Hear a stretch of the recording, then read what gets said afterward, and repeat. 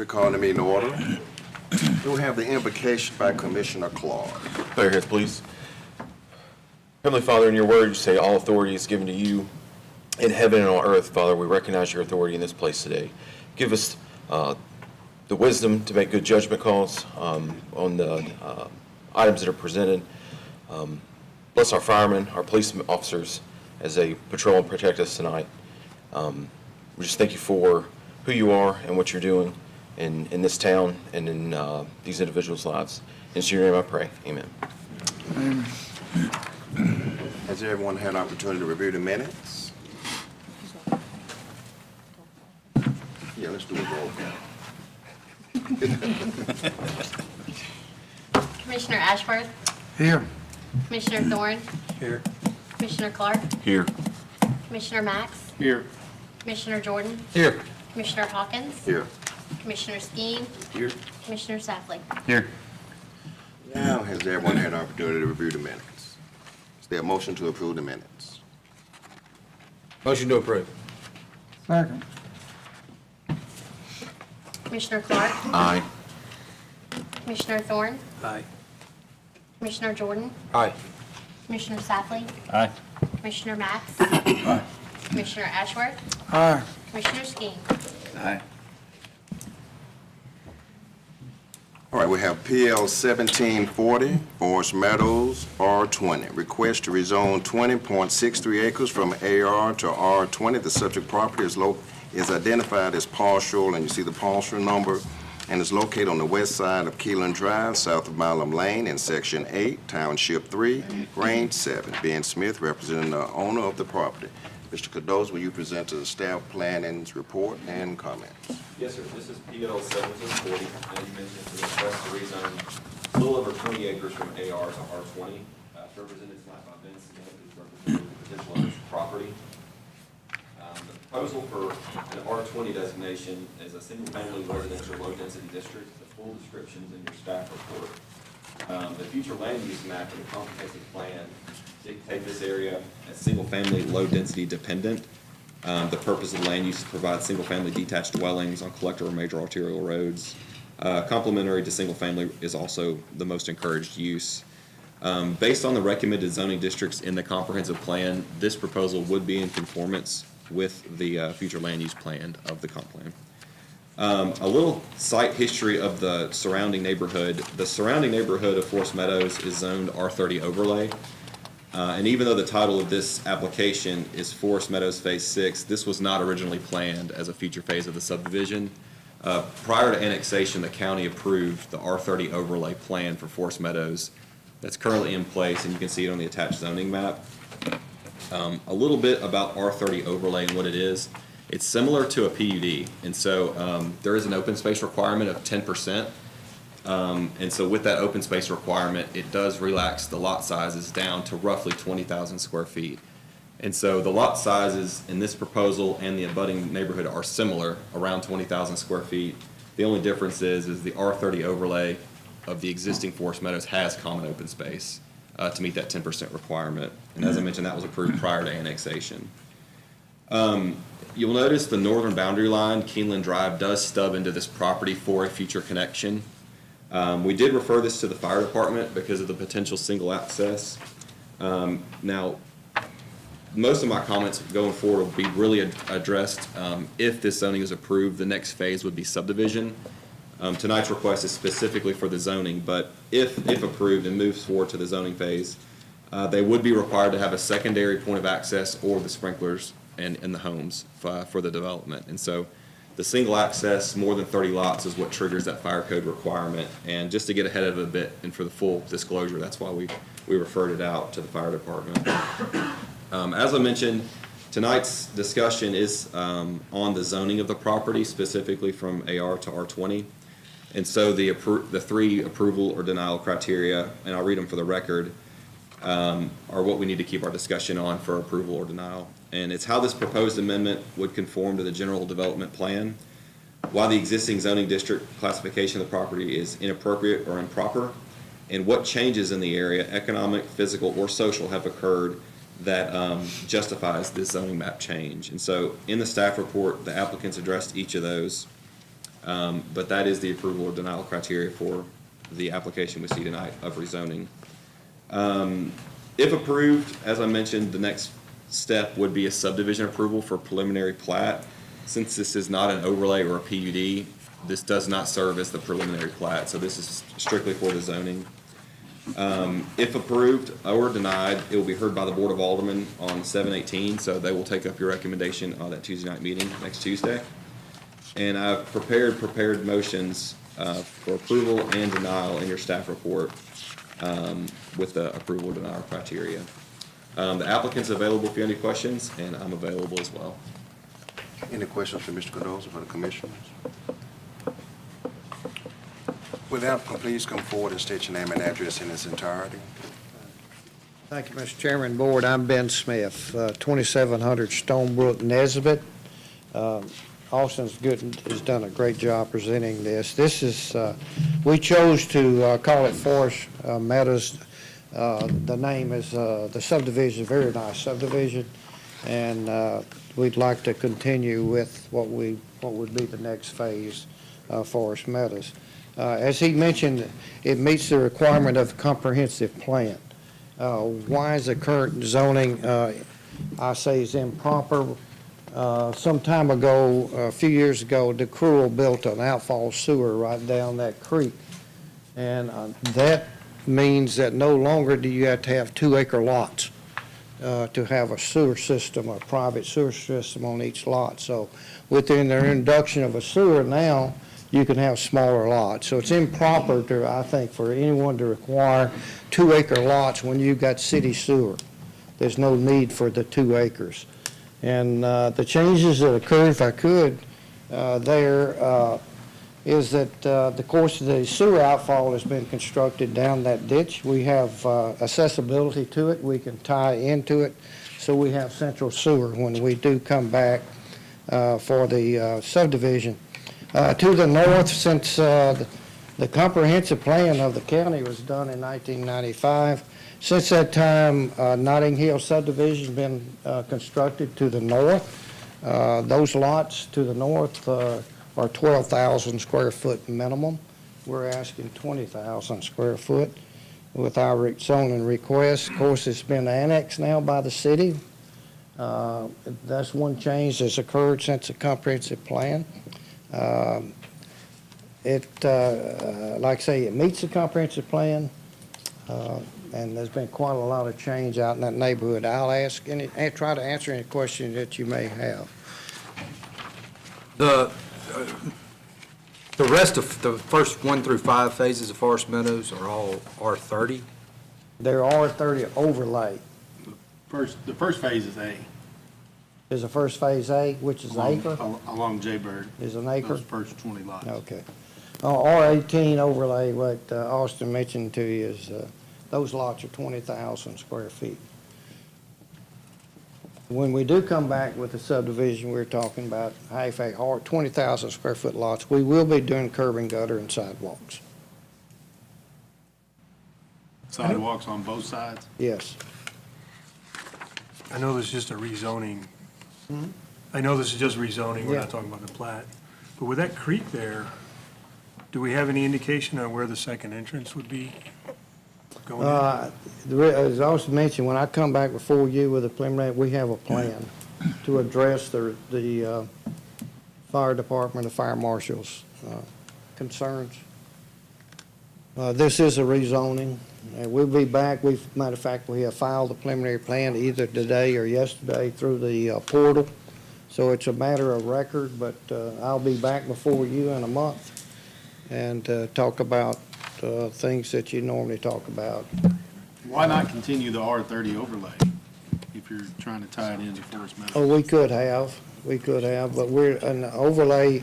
You can ask for certain requirements to be dropped, and one of them was curb and gutter.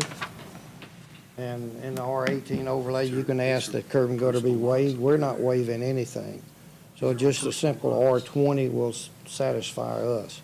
We do have some common open space that you'll see in the plan, but we're not asking to waive curb and gutter. We're not asking to waive sidewalks. This is There will not, not be any open ditches. This is it. not the plan, what we've got in the Yeah, packet? this is the plan, but we just filed it yesterday. I That is the plan.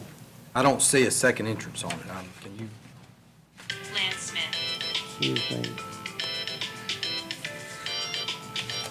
I think the major issue is, I'm sorry, go ahead, I'm sorry again. Do you have a second, I don't see a second entrance on it.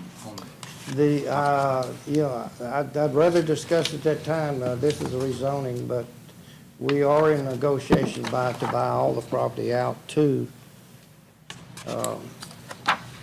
Mackinley.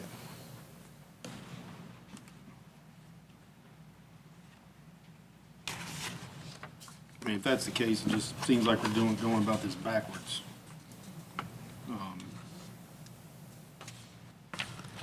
I did have a resident reach out to me. I cannot file a preliminary plan till the rezoning is done. I If you- cannot find the, I If it was can't an find. R30 overlay, you could file it all at once, I could have, yes. Or a PUD. or a PUD, I'm sorry. or a PUD. PUD is normally more than one use.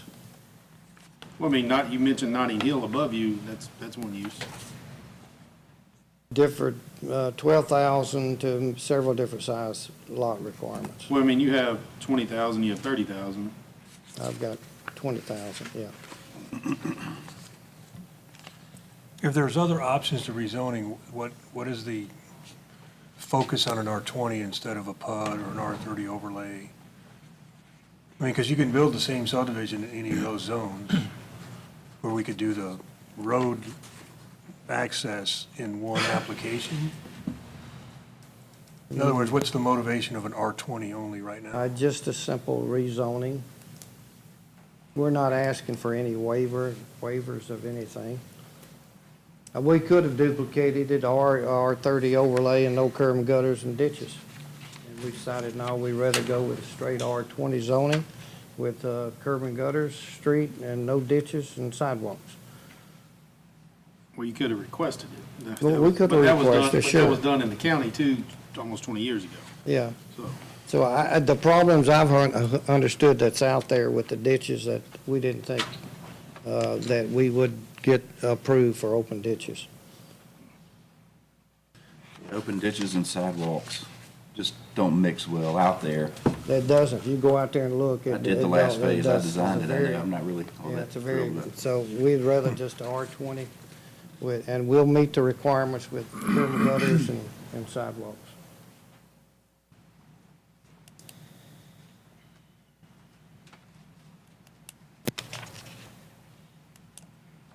My concern is just not having visibility of what that second access point is. I mean, everything else is fine, but Well, as it is right now, all the construction traffic's gonna have to go down Keenlan Drive West, correct? Correct. and that's a zigzag all the way through that subdivision to get Well, construction. Keenlan does tie into Thousand Oaks. So there's no zigzagging through the subdivision. Right.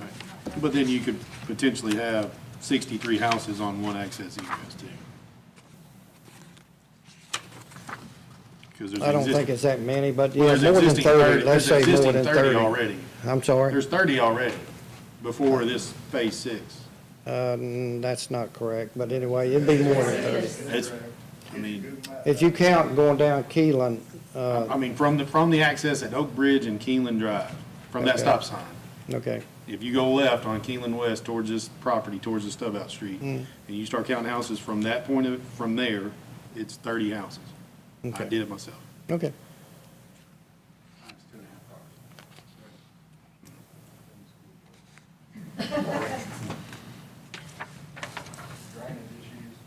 You may want to open it up to the public key. Yeah, let's see, any other questions for the applicant?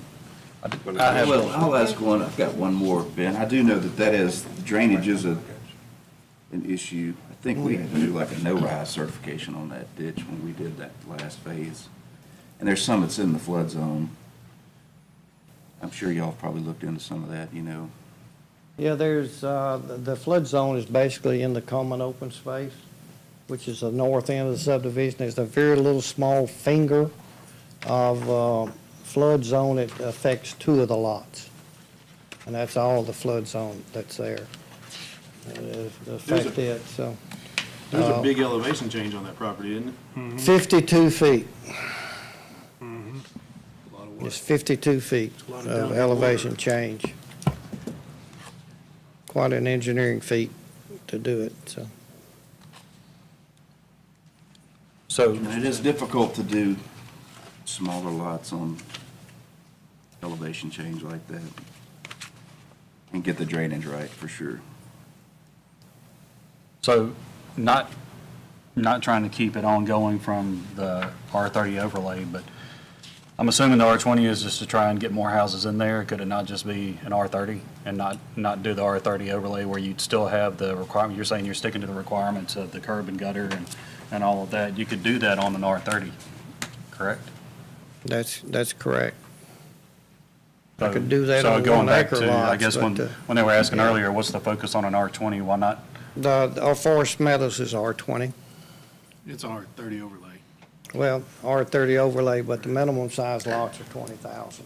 They're all 20,000 square foot lots. is there an R30 overlay definition in our? It's a county definition. It's basically a residential overlay. If it was done in the city, it'd probably be a PUD. Just the mixed lot sizes and common open space requirement. That's how our planned overlays work.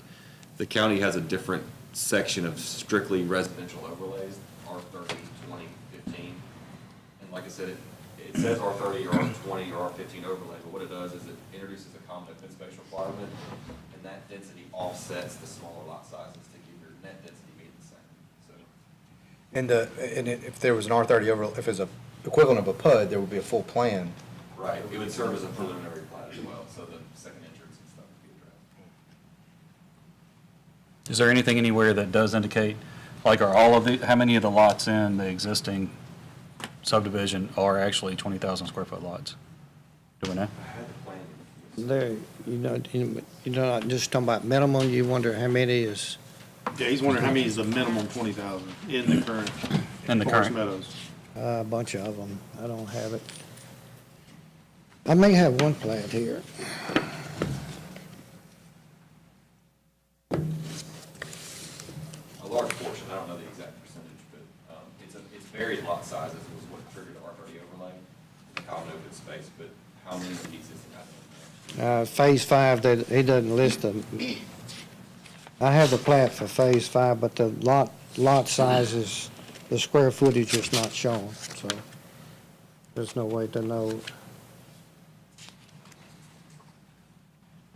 Here's 107 feet wide by 191 feet, so 20,000, a little over 20,000.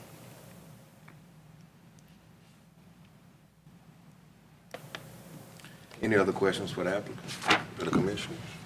One of the main things that stands out to me on this plat that you said you filed today, I know this is a zoning, but you mentioned following the covenants of Forest Meadows with the side load garages. Some of those lots look pretty narrow to have a side load garage. That's why that's the only difference what we're proposing and what's already in Forest Meadows, that there will be a few lots where side load will not be feasible. One, because it's a 52-foot elevation difference in the subdivision, so you have lots that are going to be terraced, if you know what I'm talking about. Well, I mean, they're going to be terraced. And when you do that, you don't have the economy of having a side load garage, So there'll be a few of those. I'd say if you drove down Keenlan West and you start here, you can see the rooftops of the houses in West Cove. There's a pretty big elevation change already on that Keenlan West. Commissioner Skeen said he did the plat or design for Phase 5. It was pretty- I mean, it's a yeah, pretty there was big a lot of- elevation There was a lot of change. elevation change in that one, for sure. And they're all side load garage, so. Yeah, those lots are wider. Right. That's why I said yours look narrow to be able They to are, do that. they are narrower than what's in the phase. I'm having a hard time understanding. It just seems like because there's an empty lot and somewhere in Hernando, we're trying to shove a subdivision in there just because there's land.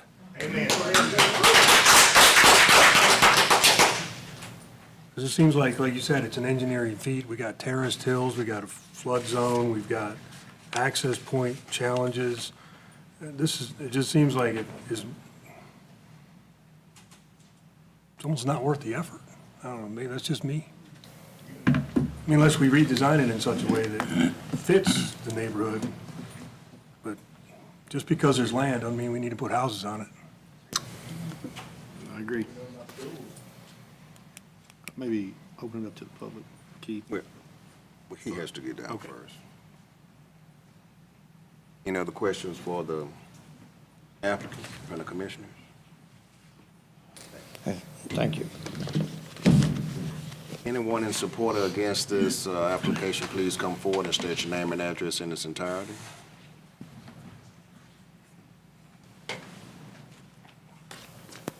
Commissioners, hello. Jesse Damastis, Forest Meadows Subdivision, 1580 Wildbrook Cove. Mr. Smith, thank you for your time here. So one thing I want to stick with, you just mentioned sticking with the existing covenants that we have in Forest Meadows, but it sounds like you're already making changes to those covenants based on the size of the lots, because you're not going to be able to accommodate the requirement to have side load garages. Could we just make some of those lots wider so that? Could you just address it this way? Oh, yeah, pardon me. So my question would be, rather than like starting off making adjustments to what our covenants already are, can we adjust the size of the lots so that we're not going against the covenants day one? So rather than being 30-plus lots, widen each lot however many feet it would be required to meet our current existing covenants, rather than homeowners already being outside of the covenant restrictions. And that's something that gets into when you're really doing Right. actual plat. This is just a rezoning part, so that really His is. point about maybe the size of the lot being larger would justify a different zoning request. Yeah. That's the thing, I think. Like an R30 zoning. Bud, yeah. Unfortunately, because of the way this is presented, that's not before us at this time. We can only consider the zoning right now. But what you're saying makes sense. So do the R20, the designation to rezone this to R20, will the current lot size allow for this new Phase 6 to meet our covenants, which requires a side load garage? Sounds like he's saying it won't. So is the city going to approve going against existing covenants that are, We don't have, he has not made a motion, he would have to bring a motion. okay. So that's our concern is, the city allowing a new developer to, on the forefront, go against existing covenants that we're really trying hard to already keep existing homeowners to abide by, much less a new developer that can do whatever they choose. All right. I understand what you're saying. No comment needed from the developer? He's probably gonna listen and jot down, and then he'll get a rebuttal at the end, is normally what happens. Thank you.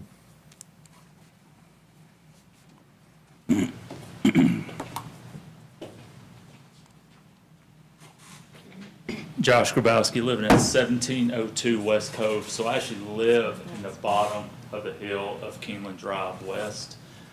And it is known about the stormwater. Say your last name again? Grabowski, G-R-A-B as in boy, O-W-S-K-I. Thank you. 1702 West Cove. And there's lots of discussion about the stormwater over here. And the stormwater has not been managed properly. Even though it was designed properly, it was not constructed properly. My yard was flooded several times when I first moved in 2019. Come to find out, I had to do the work myself. Luckily, I'm a certified engineer. I was able to figure this out, that the contractor did not build my ditch properly. This scares me for what's going to happen for this next development. 5 of the 7 houses in West Cove have stormwater issues already right now. You start adding this impermeable surfaces to this area on a slanted hill, this is going to increase more runoff into our ditches. That has become a major problem. If you go to on West Keenlan during a rain event, it's like a river coming between the 2 houses. There's already a concrete channel there made just for this. and it is rushing through there, which then comes through underneath Keenlan, behind my house. We have a spot eroding already from the contractor not removing their check down for their erosion control measures. This is just going to worsen the flow that goes into that creek there, which is going to input more water onto that creek, which is going to cause more damage to Notting Hill and Forest Meadows side. Notting Hill probably doesn't understand the impact that the water is going to have on them. So it is very detrimental that if this gets approved, that it is followed and inspected properly. We'd rather not have all this construction, which is going to cause further issues within the stormwater runoff. There's two guys on the west side of West Cove. They both have runoff issues because the ditch somehow runs through the backyard. Somehow the swell runs through their backyards and then runs to the ditch, and it's eroding their yards at the fences where they meet. There are major issues down there. We need to fix the issues we have now first before we start developing more and start increasing and causing more issues. Curb and gutters will be nice, but that water's going to have to discharge somewhere. And at that point is where our problem is going to be. We already have that problem now. We have that common area with that lake. It discharges. The contractor left all this rock in our ditch, which caused a lot of issues that we're seeing now. So please think hard on what we're going to do with this area, because the runoff is going to cause a lot of issues to the houses in West Cove.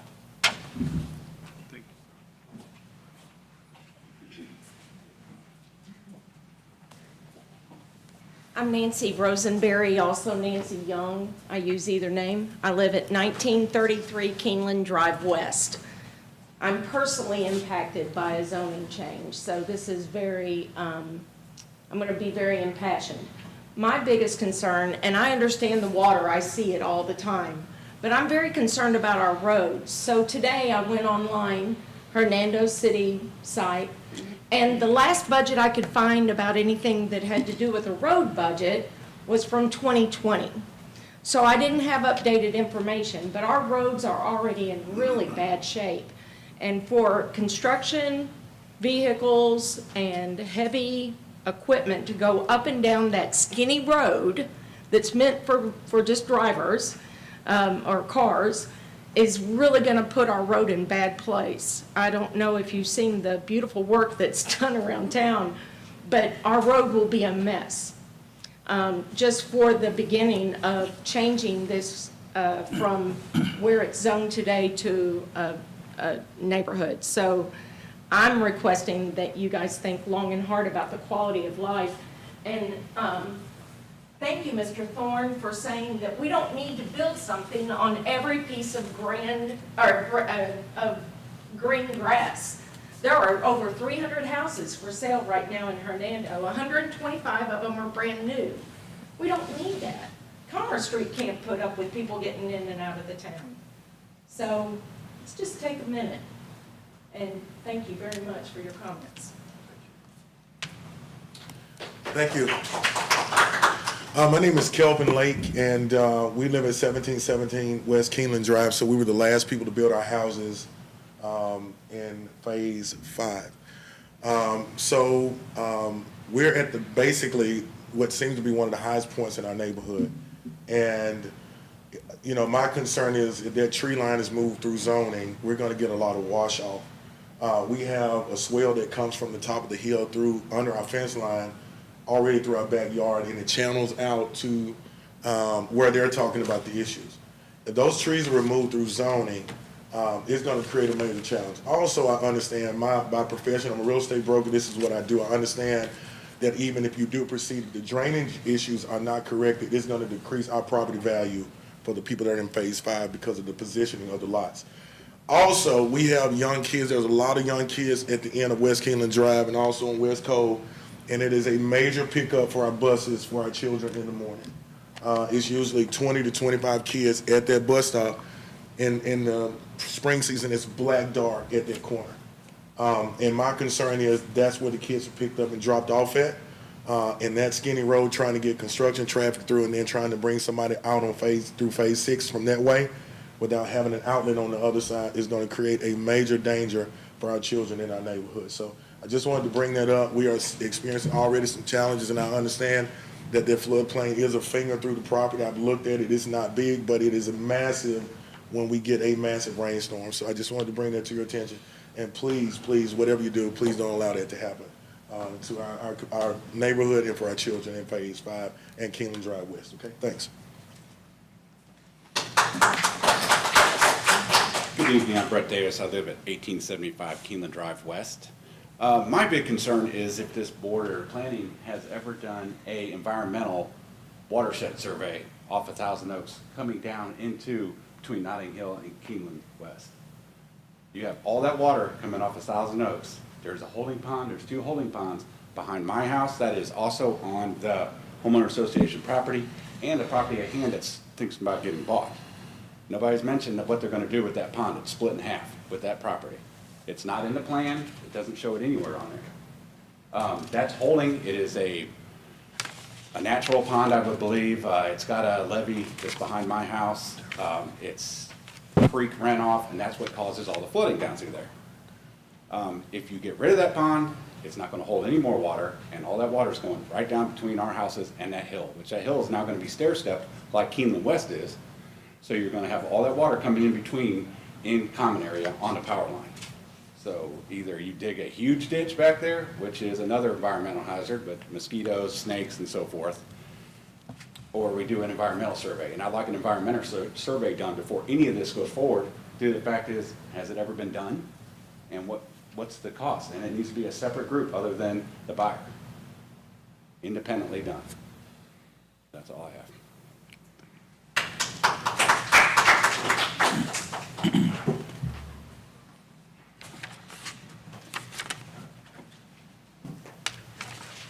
My name is Kelly McGuffey, McGuffee. I live at 1390 Thousand Oaks. Our property butts right up next to this planned development. We've spent thousands of dollars in erosion control. Our house is about the 3rd one over. It's built into the side of a hill. Good luck to you on building. My issue here with the zoning is putting such small lots. We actually, the bottom of our property is in that floodplain, so it bottoms out right before the creek. How are they going to fit that many small lots in that area without completely destroying the drainage? I worry about, like what they're saying, where is all this water gonna go? How is that gonna happen?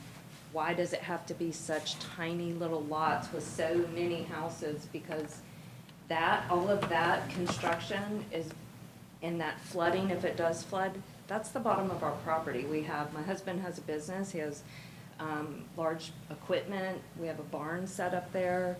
Like, what are the plans for that? Why does it have to be so many small lots? Why can it not be rezoned or even put anything at all would be my preference, and leave it natural, but that cramming as many houses as you can in one small space is not really doing anything for our property value, the people of Forest Meadows property value. It is really only lining the pockets of the developer. It's going to cause a lot of issues with our property, our neighbor's property. And I just ask that you reconsider the zoning, maybe reconsider a different size zoning or limits, but that's my ask of you, and consider that what this rezoning is going to do to everyone who surrounds this piece of property. Thank you.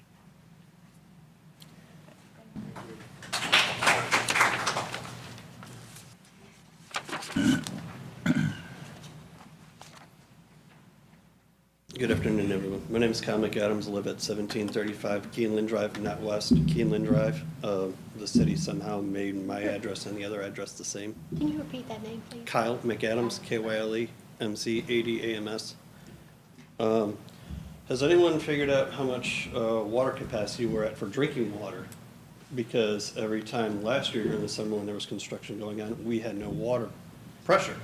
So that's a huge concern with me and my kids, because when we have no water pressure, or when our water pressure decreases, you increase the amount of bacteria that's allowed into your water, because the pumps cannot sustain that amount of water.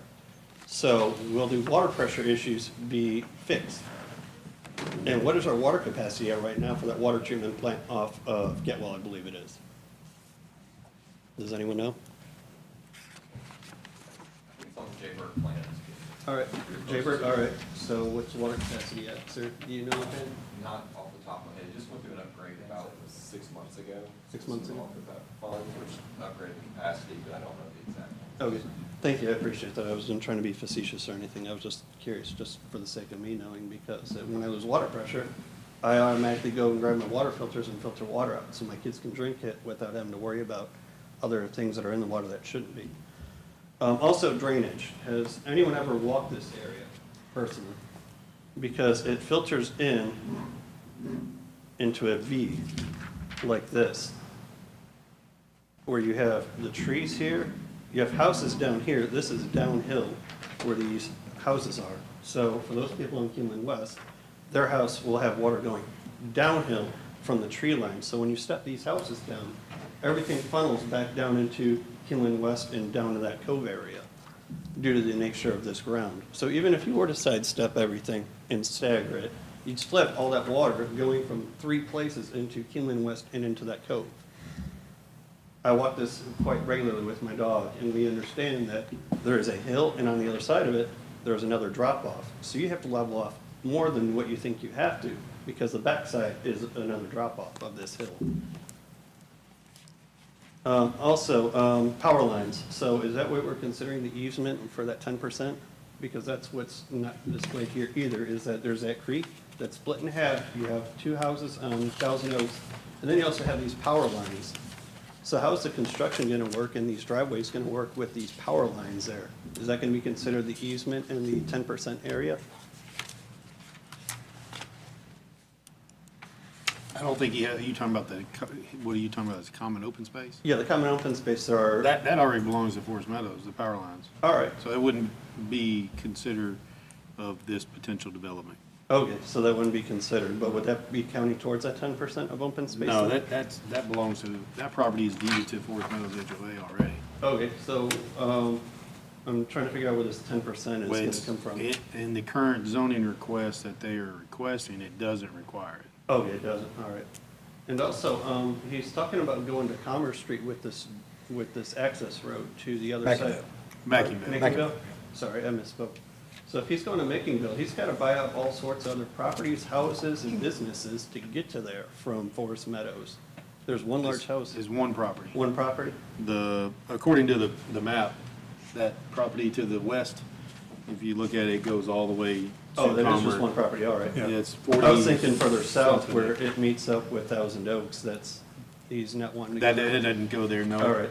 That neighboring property touches Milam and Mackingville. Okay, that's a huge body of water that house sits on too then. That's several acres of water. What would happen with that then? Or is that a future development? We have no idea because it's not before us All tonight. right. so. Well, that's the only concerns that I had, is mainly the drinking water, the drainage issues, how that land is set up, and with people in Keenlan West, and within that cove especially. And then the elevation changes that hill is that it's not just a flat hill. There's also a backside to that falls off. Especially when you get down to the base of that hill where that cove is, if you go down there, it forms into a peak. So you have to level up more than what you think you have to, because you gotta think about the backside, because that's somebody else's property, and you don't wanna damage their property. I hope you don't. But also, with my house, I have a new construction being built, and I'm noticing when they took my hill out, that I have a lot of erosion issues now, and that haven't been corrected yet. So with that being said, I know firsthand that there will be a lot of drainage issues, especially when you change the topography of the land and don't put it back the way it should, and don't use the right type of soil and compounds to do that. That's all I have to say. Thank you all for your time.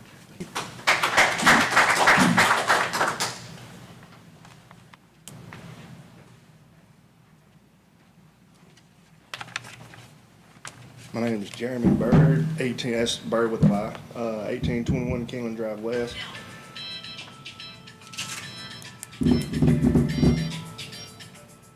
That's not rude at all.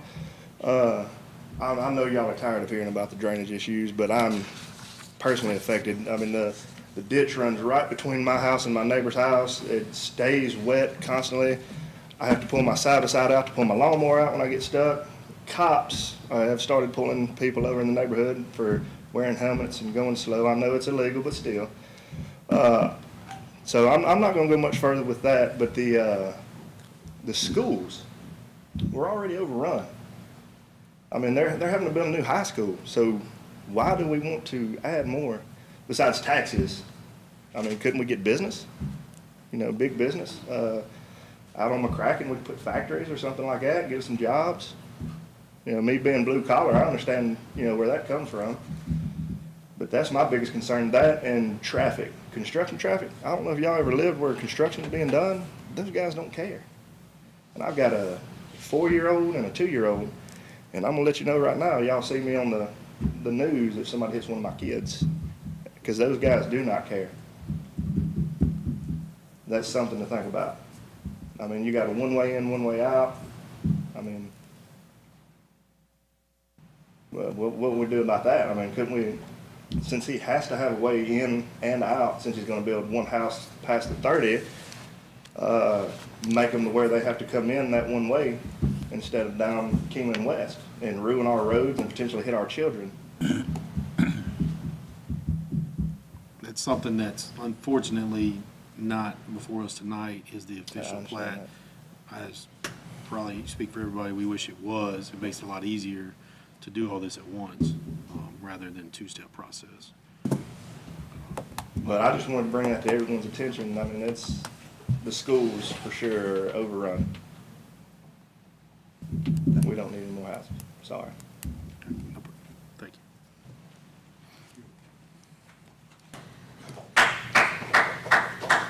Mike Young, Keenlan Drive West. It just seems like the Planning Commission and the city of Hernando have been awful busy the last few years. We've got houses going up everywhere. You guys know it, you see it. Some of you have approved the plans. This may be too late for this to change from residential. I'm not sure about that. But with the long-term plan of Hernando, with the volume of people we have going up down here in Commerce, McInville, all the streets, dodging the train, you know, you guys see it, you drive it. I don't know what you're gonna do about that, but you need to start planning on some of that, or your street department does. And then I look around and think, maybe I might live 10 more years, I'm getting on up in age. Probably not gonna affect me what you do. We've owned our home down there since 2014. Phase 5 just got through. We've had construction all that time. Construction traffic, the roads falling in from the construction traffic. And I'd just like for you to really think about this 20 acres. It's in the middle of the city almost. Yeah, it's not in the old city, but it's in the new city. We got Lee's Park over there behind Walmart. This would almost connect with it down Dale Street. If you could turn it into some type of park. I'm talking about long-term plans for Hernando. Connected on up to the new high school. There's a lot of things that the Planning Commission and different ones could look at instead of be worried about drainage, short, small lots, traffic, a lot of things that we could do to help the future of this city. With that being right in on in the heart of the new part of the city. It's not the old historic city, but it's the new part of the industrial part. Think about a park up that way. Anyway, thank you very much.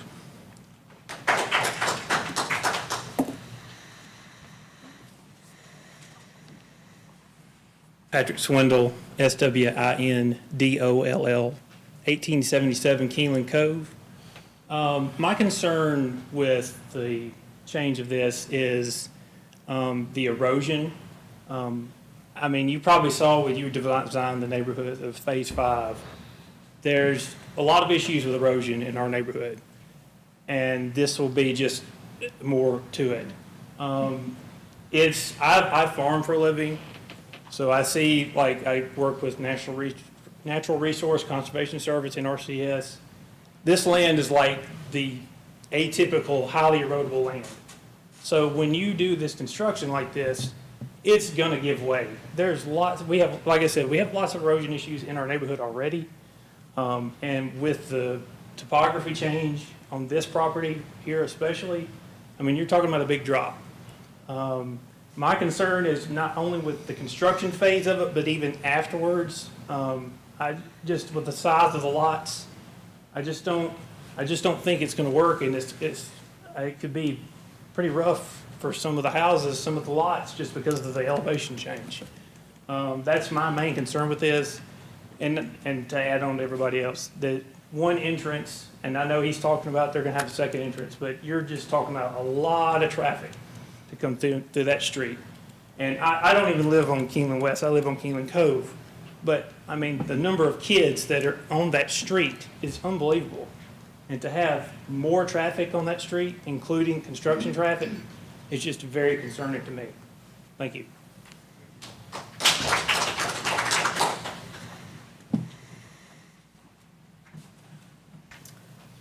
My name is Martha Liston, 1841 Keenlan Drive West. And I just wanted to bounce off what Mr. Thorne said as well about the amount of houses that are being built. As a school teacher in Hernando, I teach first grade. This year, I can tell you factual information. We have 14 sections of first grade. We're all sitting on already, we're not even to the middle of July, we're already registering 25 kids a classroom. Do you want your kids to go to school with that many kids in a classroom every single year?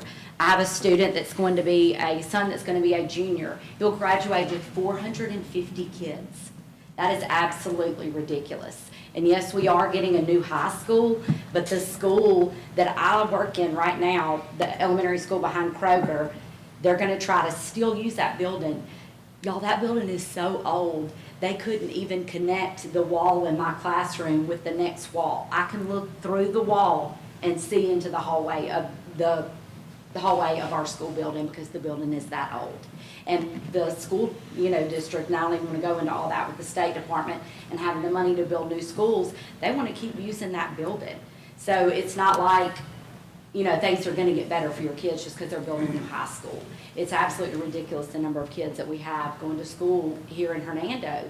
And like Mr. Thorne said, just because we have the land, there's no reason to build the houses. And just as Patrick said, our kids on that street, we bought that house in 2014 because it was a dead end. We bought that house because there would not be traffic. We came from Dove Cove on Holly Springs that was a cove, and we built in there and lived there for 10 years because it was a cove. Because I wanted my kids to not deal with the traffic every single day in the cars and risk being run over. And that's the whole reason that we bought the house that we did on Keenlan Drive West. And we're a very close neighborhood. In our street, we're very respectful of each other. We take care of our yards. If you look at our street, why do we want to encourage and support a builder coming in and building single housing income, knowing that those type of people, I'm not trying to, say this to be ugly, but those type of people a lot of times can't take care of their yards and stuff because they don't have the money to. So why would we want to support something like that? And just as they all said about the drainage, we've already, dealt with all those kind of issues. But I just wanted to speak on behalf of the schools and the teachers that we're exhausted. Right now, they are missing a teacher at Hernando Hills Elementary. They're missing teachers at the high school. Grove, we still need teachers and it's already mid-July. So if you build more houses and add more families, do you really think that they're going to have the teachers to teach your kids and your grandkids? So, thank you.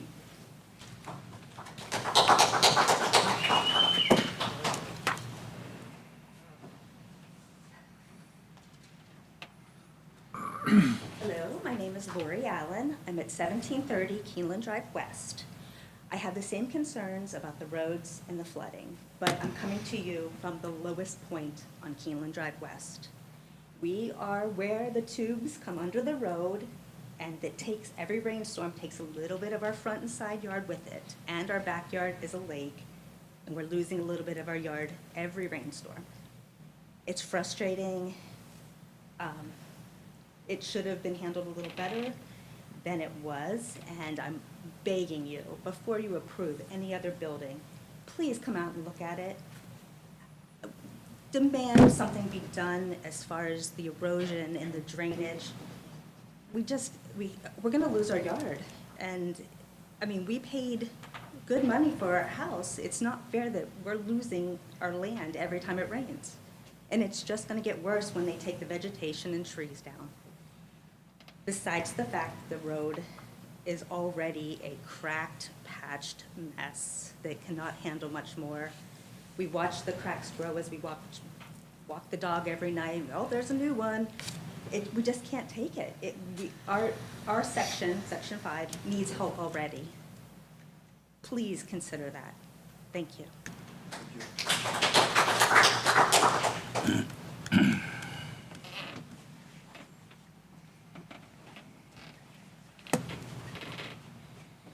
Hello, I'm Catherine Guerreri, Guereri. I'm on Oak Ridge Road, 1989 Oak Ridge Road. I have 4 kids that like to play in our neighborhood, go to the sidewalks. There isn't a sidewalk on either side of our street. To catch the bus, they catch it at Oak Ridge, at the end of Oak Ridge and Keenlan West. He doesn't want to discuss the second entrance yet, and if I understood correctly, he's not necessarily going to be required to have a second entrance. Is that correct? You can sprinkle the homes to Right. satisfy as well. So, we're gonna increase traffic. There probably won't be a second entrance. Maybe they will. But I have to go on the thoughts right now, discussing with y'all, that there probably won't be. The increased traffic and the amount of kids that are in the neighborhood and no actual ways to get to the bus stops without the sidewalks on that part of the subdivision concerns me. So, if it gets approved, it gets approved, but I would prefer that it didn't. And, yeah, the amount of traffic and kids presents concern for me.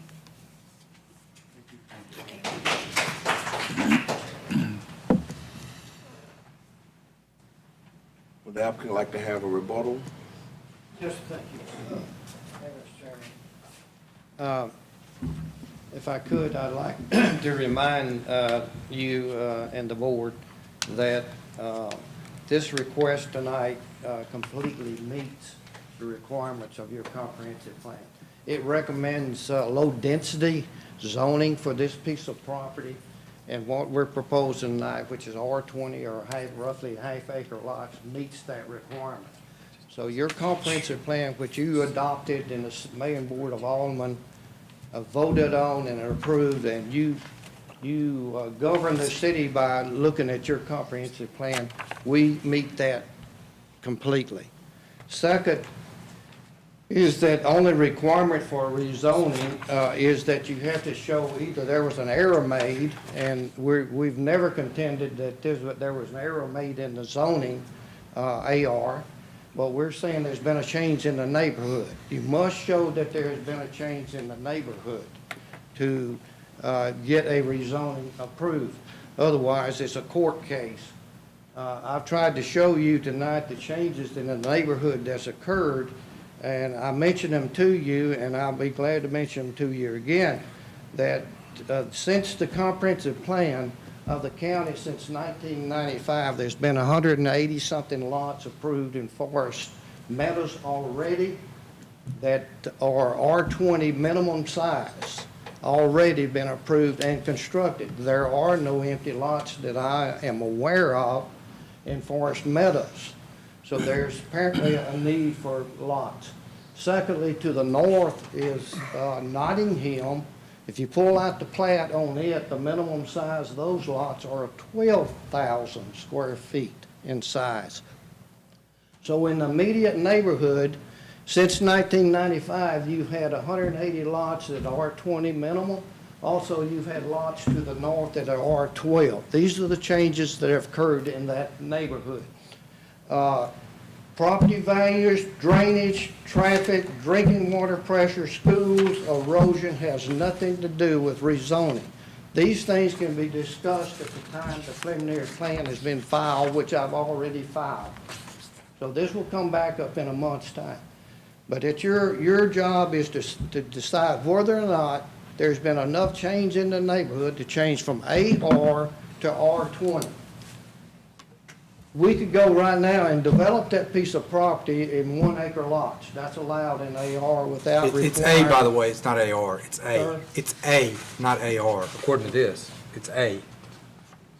Mr. Smith, I just didn't want you to, I mean, it's, Well, okay. it's A, so Okay, it's but I think the minimum's acre. acre and a half. In AR with water, you could do 1 acre.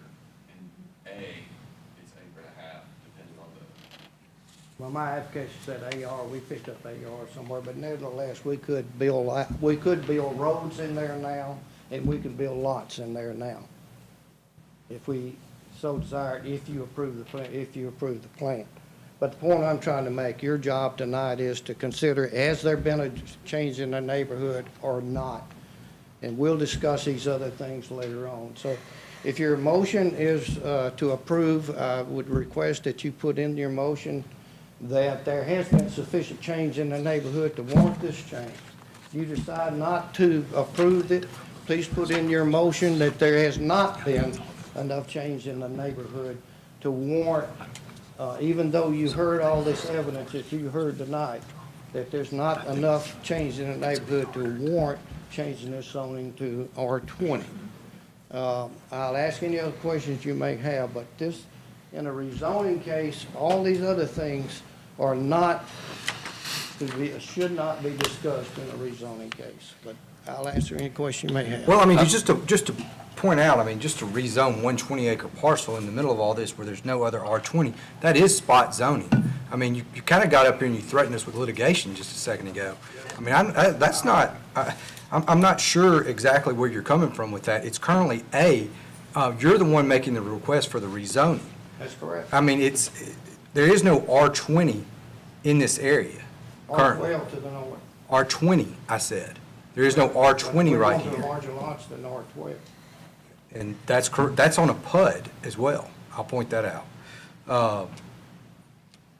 The R20 sizing, to say that's the equivalent with the R30, to me, that seems like it's misleading. I'll be honest, there's no common area requirements. The gross acre density is different, so there do appear to be differences in the R20 and the R30 overlay that I just don't want to say that's the equivalent, I think, was painting everything with a broad brush. That's your opinion. Any other? I do. So when you said earlier that Forest Meadows has done so well, it's a nice neighborhood and all that, so y'all just wanted to kind of draw from that. So the option was to do a totally different subdivision?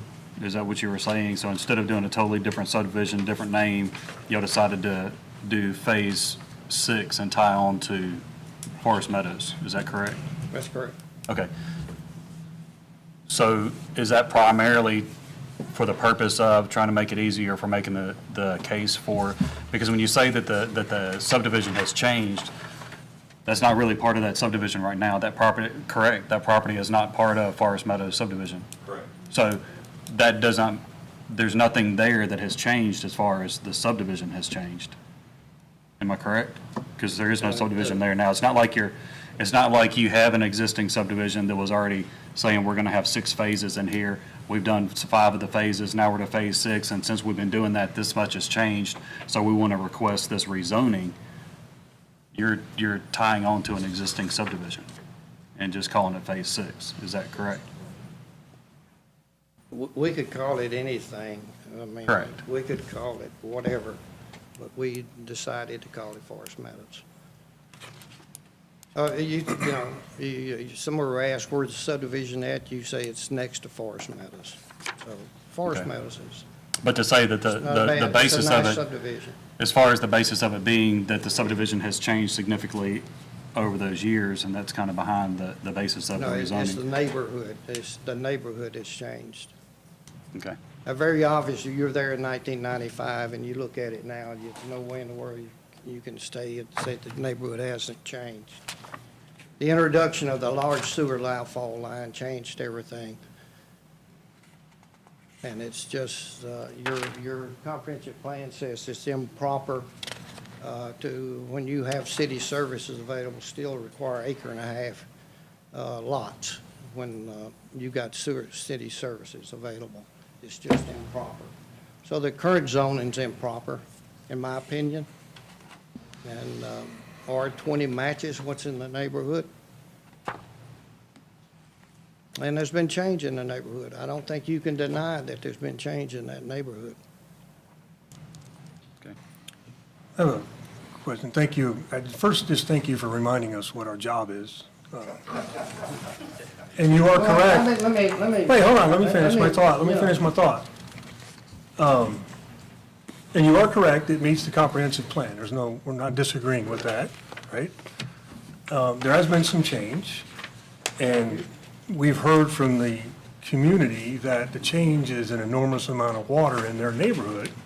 And we also can agree, I hope, that when you develop a new piece of property, you're going to clear cut a large amount of trees in order to make room for houses. When you do that, you're going to cause more erosion. Our job is to recommend to the aldermen on whether or not this is a good or not a good choice of putting a subdivision there. Aldermen have the final vote. My opinion, as we're talking about opinions, is that this land should be rezoned as a conservative to keep the deer in the neighborhood. When we're talking opinions, that's my opinion, like you were saying what your opinion is. There's a lot of change to that neighborhood, so our job is to control development and then make recommendations to the aldermen why we think this is a good, the comprehensive plan is based on a flat piece of land. We ain't got no problems, there's no erosion, there's no flooding, there's no anything, everything else fits. If that's what we were looking at, I'd say let's go, we're done talking. But we're talking about a 52-foot elevation change in a very narrow 20-acre lot that drops right into this neighborhood and drops out the other side. That's a huge concern for me. We're not even talking about traffic, which is another concern. So my opinion is I don't think this is a good spot for a subdivision. That's all I got to say.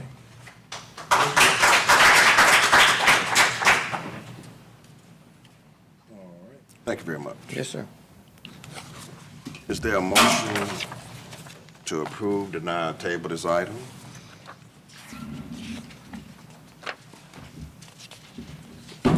I make a motion to recommend denial of rezoning request by Ben Smith, representing the owner of the property for 20.63 acres from, it says AR, but our map shows A, so I'm not, whichever, to R20. The subject property is identified as parcel number listed in the notes, and is located at the west side of Keenlan Drive South, Milam Lane, Section 8, Township 3, Range 7, based upon items 2 and 3. Is there a second? Second. Commissioner Clark? Aye. Commissioner Thorne? Aye. Commissioner Jordan? Aye.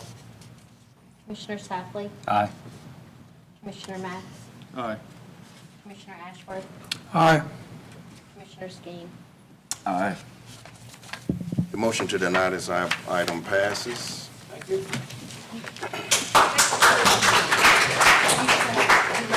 I left out one. I did that on purpose. I did that on purpose. Yeah. What has to be out there?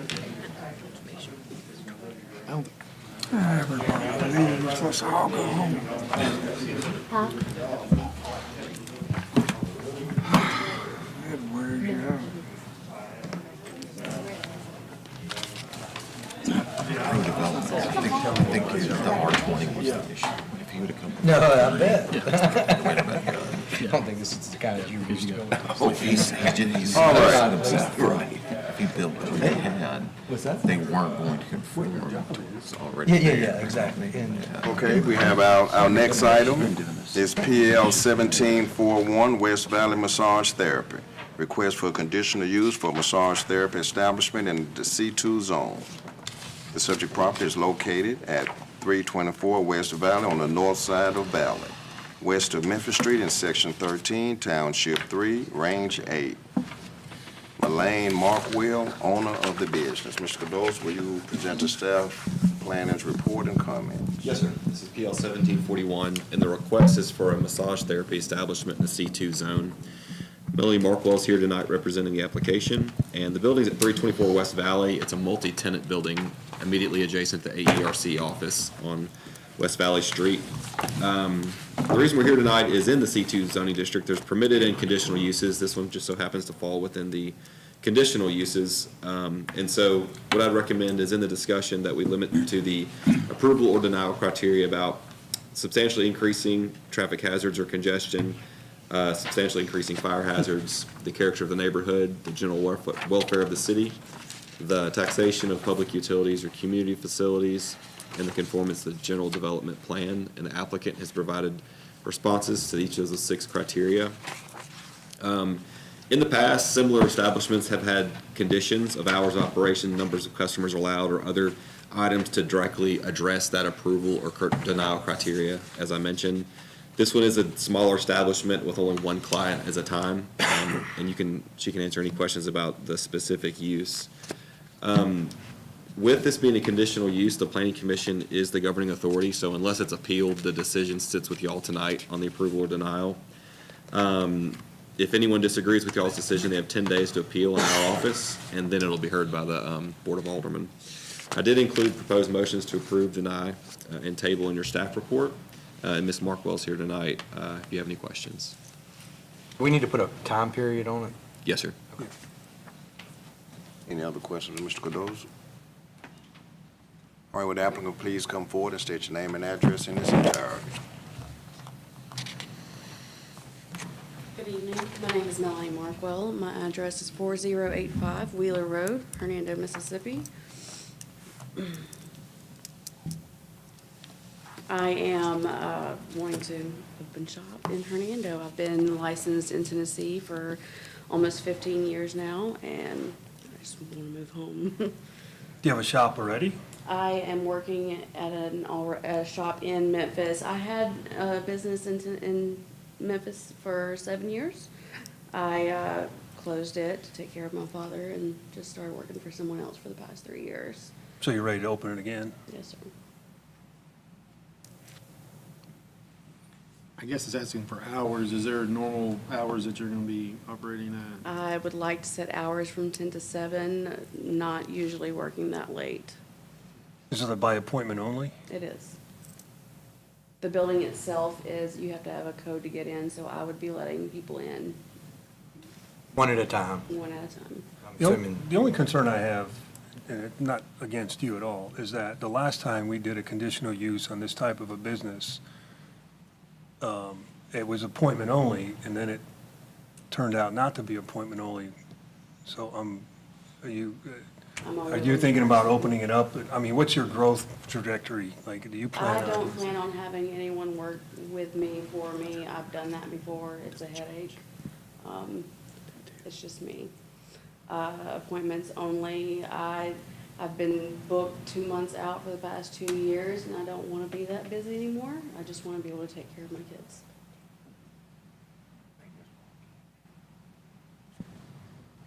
So you don't foresee any walk-ins or anything like that in the future? No walk-ins,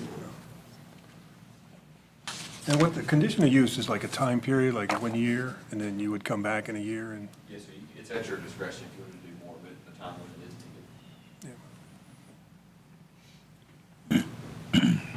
Any other questions for the applicant? Thank you.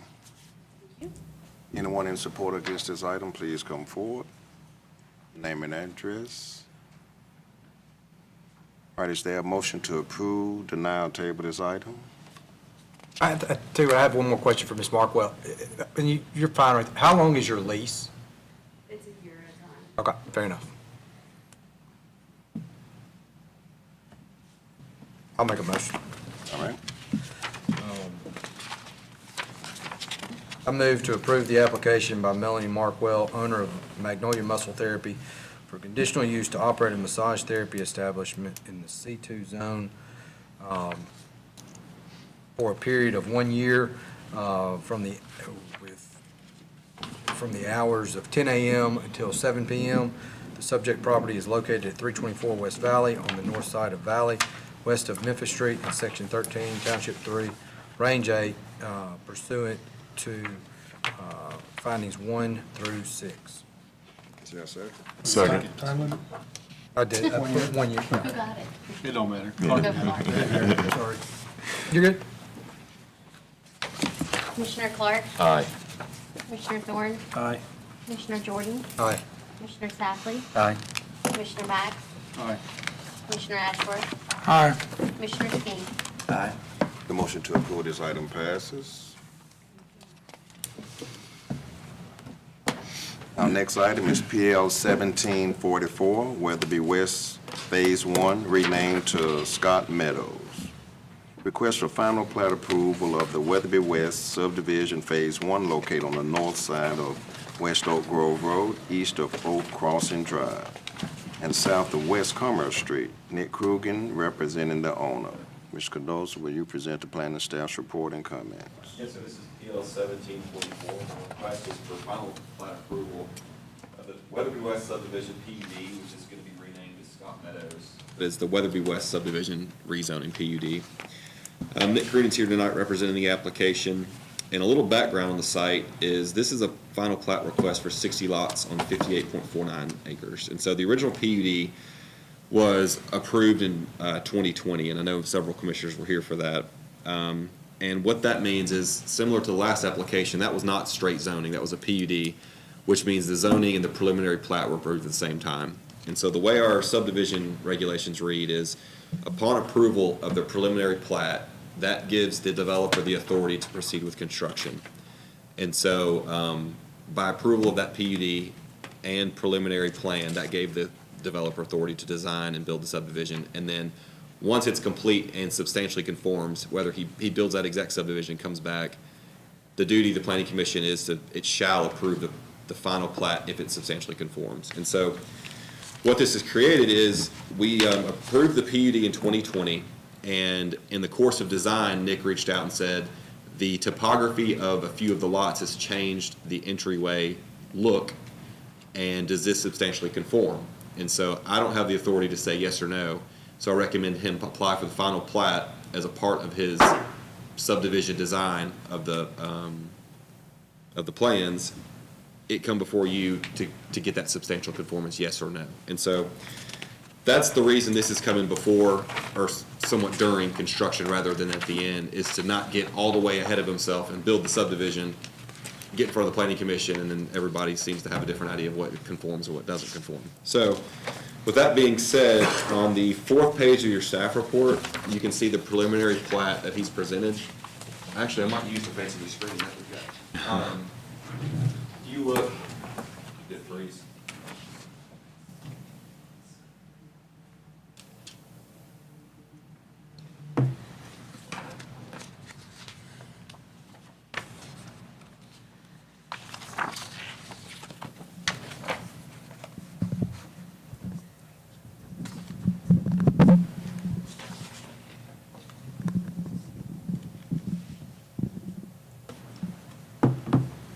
So this is Commerce Street, and the future commercial parcels are there to the north of Commerce. It's oriented a bit differently. The entryway as you come in, and the previous plan, which you'll see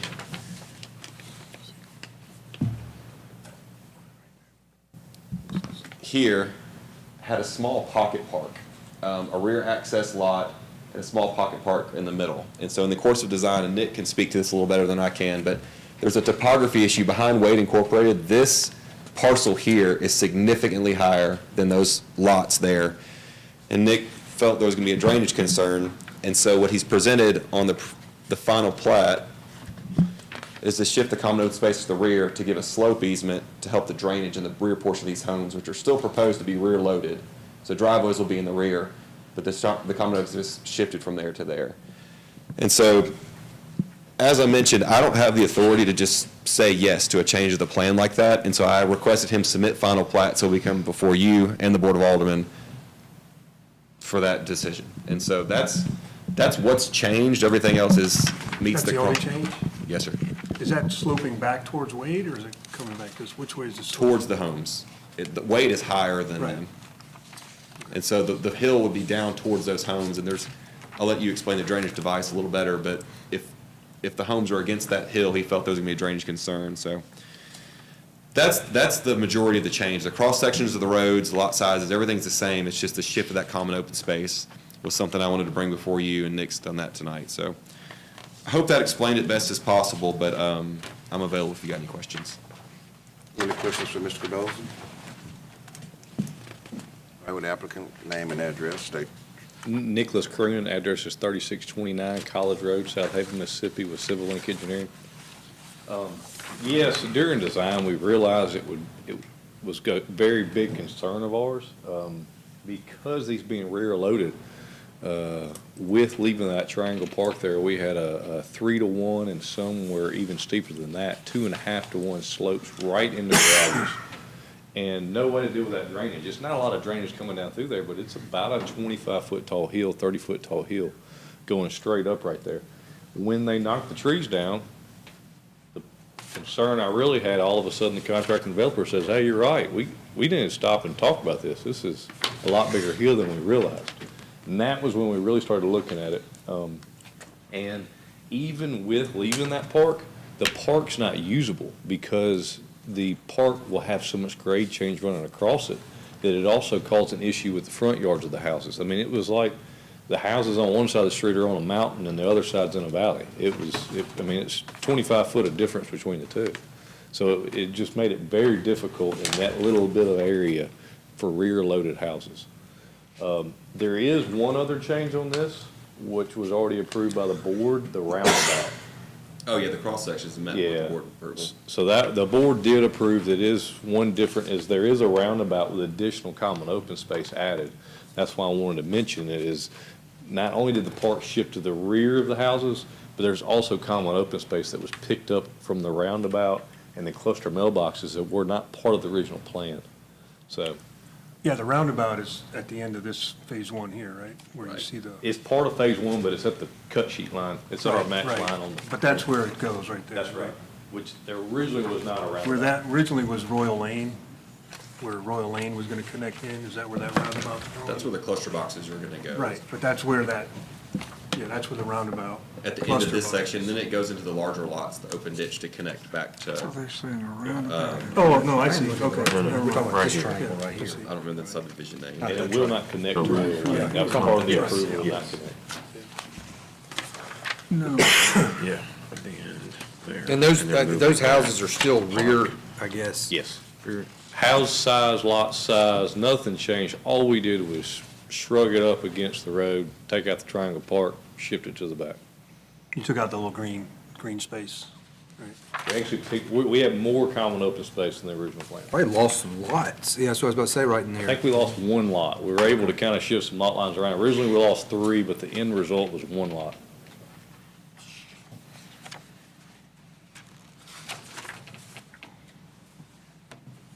Any other questions for the applicant? Just getting my bearing. So this is phase 1 and phase 2, or is this all one phase, or just because All of the one cut sheet? phase. Right? Yeah, the cut sheet's just, it wouldn't all fit on one page. Okay, so just phase 1. Yeah, just phase 1. Thank you. Thank y'all. Anyone in support or against this item, please come forward and state your name and address in its entirety. Is there a motion to approve, deny, or table this item? I'm making a motion to approve final plat approval for Weatherby West. Is it now Weatherby West? What's it called? The name will be on the plat. It would be worth mentioning, Scott Meadows. Scott Meadows. Of final plat approval for Scott Meadows, final plat by Nick Kruenen representing the owner. The subject property, a portion of parcel number 3085150000000502, parcel number 3086140000000700, and parcel number 3086140000000713, located on the north side of West Oak Grove Road, east of Oak Crossing Drive, and south of West Commerce Street, based on the staff conditions listed in the staff report. Items 1 through 13. I see it. There's where they put it. Second. Commissioner Clark? Aye. Commissioner Thorn? Aye. Commissioner Jordan? Aye. Commissioner Safley? Aye. Commissioner Mack? Aye. Commissioner Ashworth? Aye. Commissioner Skeen? Aye. Motion to approve this item passes.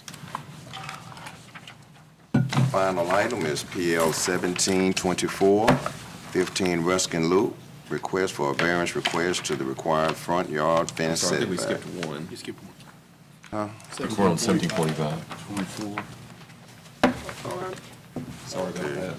1745, Whitfield Commerce First Revision. Final plat approval, Whitfield Commercial Subdivision First Revision, located on the south side of Whitfield Drive, west of Memphis Street. Nick Krugen representing John Stevens.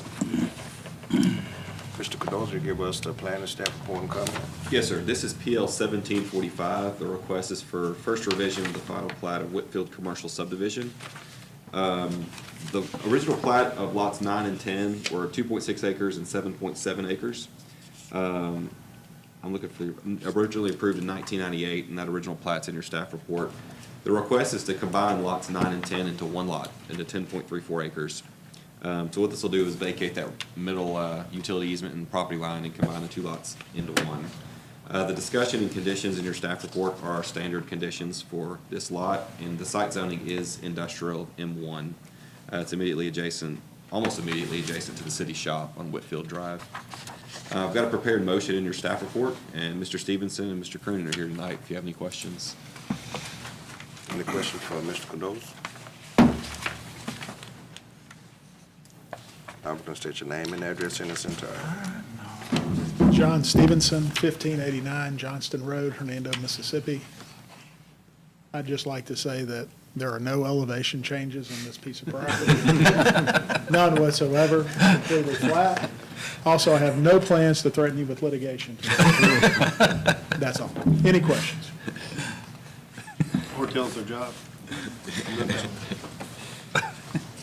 I don't think Nick would threaten either. Thank you very much. Anyone in support against this item? All right, is there a motion to approve to now table this item? I'll make a motion to recommend approval of a final plat approval for the Whitfield Commercial First Revision by Nick Kruenen, representing John Stevenson. Subject property is located on the south side of Whitfield Drive, west of Memphis Street, and consisting of parcels identified as 308-112-1000000-1000 and 308-112-10000000900, based on the staff conditions listed in the staff report 1 through 18. Is there a second? Second.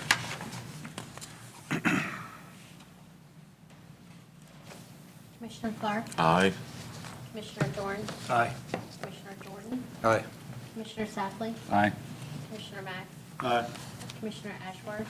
Aye. Commissioner Skeen? Aye. The motion to approve this item passes. Now the final item, PL 1724, 15 Ruskin Loop. Request for a variance to the required front yard fence setback. The subject property is located on the south side of Ruskin Loop, west of Fawn Grove Trail, more specifically 15 Ruskin Loop in sections 1, Township 3, Range 8, C.D. Brown, the owner. Mr. Cadoza, you present the planning staff report and comment. Yeah, I'm gonna get Kristen to call him. He's out of state, so he's not here. But we did his phone number. Kristen can call him in case you have any questions. But this is a carryover from our last meeting on the variance request on Ruskin Loop.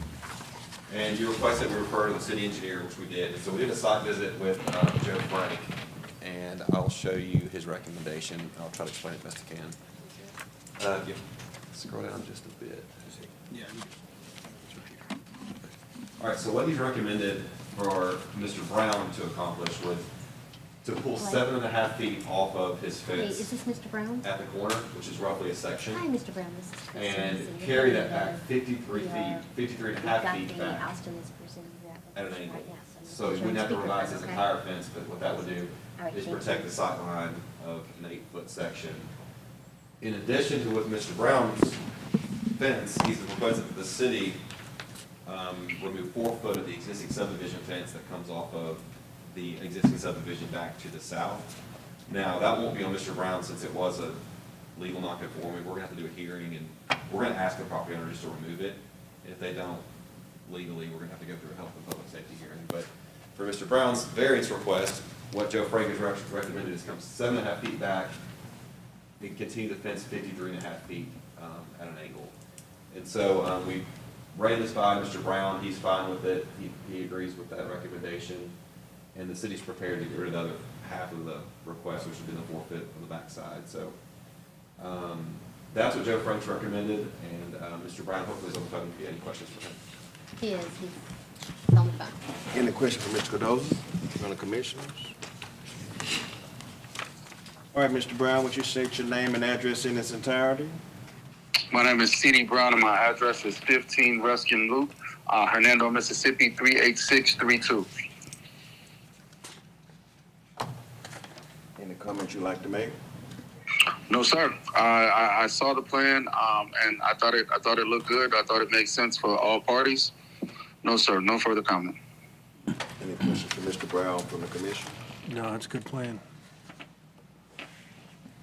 I have a question for Austin. So we make a motion to approve, do we need to include the city engineer's requirements as part of the approval? Yes, sir.